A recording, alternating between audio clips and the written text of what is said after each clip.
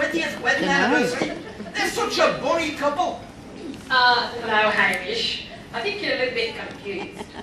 Aye, but I am. Here you are celebrating your 20th wedding anniversary, and you have a son who's no less than 27 years of age. Now, some people might even say that's scandalous. I just hope the bishop isn't here.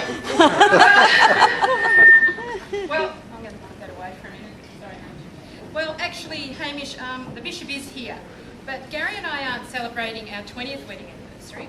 Well, what might you be celebrating then? Well, we've come here this evening to celebrate 20 years of worship at St. Peter the Fisherman Church. Aye, well that's different then, isn't it? Well, what am I going to do with your anniversary present I bought you?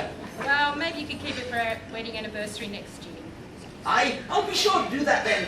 I'll just bury it with my bones. That way I'll be sure to find it. Well, thank you very much, Hamish. Haggis is in the fire now, you know. Okay, why is that?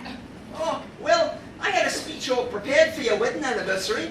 I was going to talk about what a bonny couple you are, and how Father Gary's the best priest in the diocese. Yay!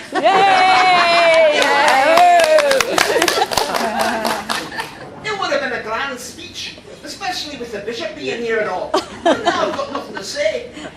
Well, that must be a first for you, Hamish. But didn't I see you working on something for the parish the other day? Maybe you could talk about that. Aye, that I could. And I could even show it to you. Take a look at this. Okay, what's he got?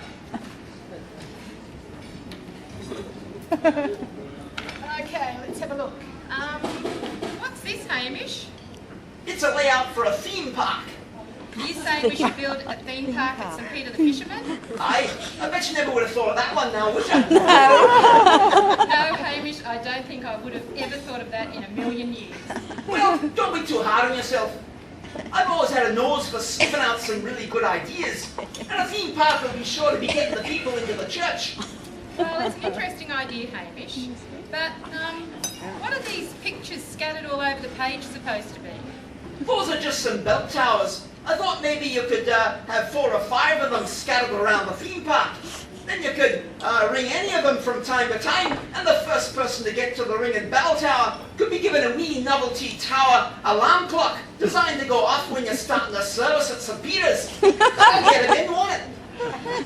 Yes, it certainly would stop people from sleeping in on a Sunday morning.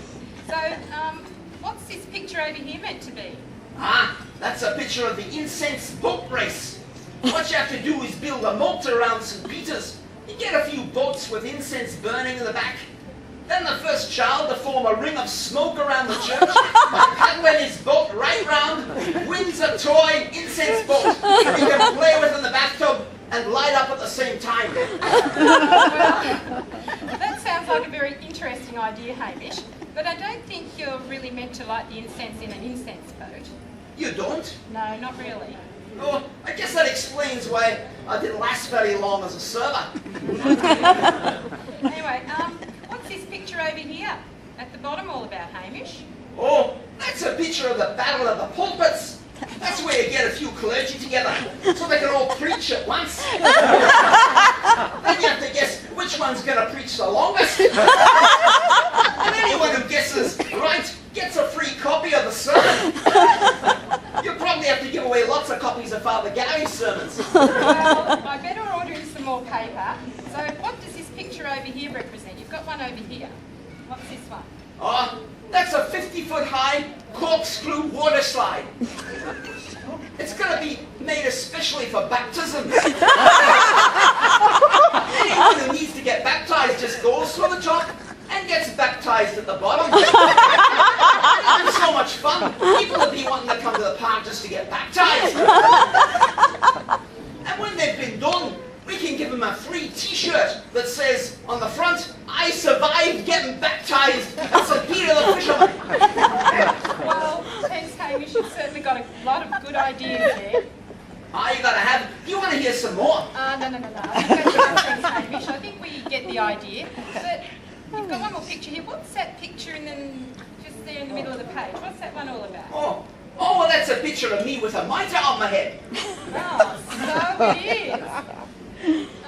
But why have you got a mitre on your head? Well, I hear the bishop's going on leave, so I thought maybe he could put me in charge while he's gone. Since I've got so many good ideas and all.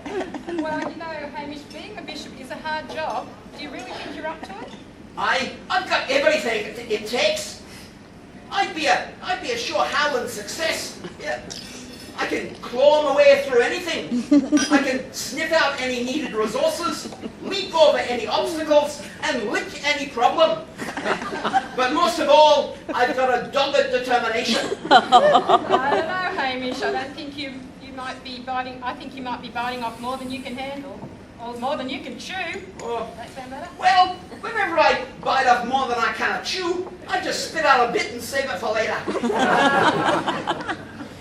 I think we might leave it at that, Hamish. Thank you for coming. So, everybody give Hamish a big round of applause.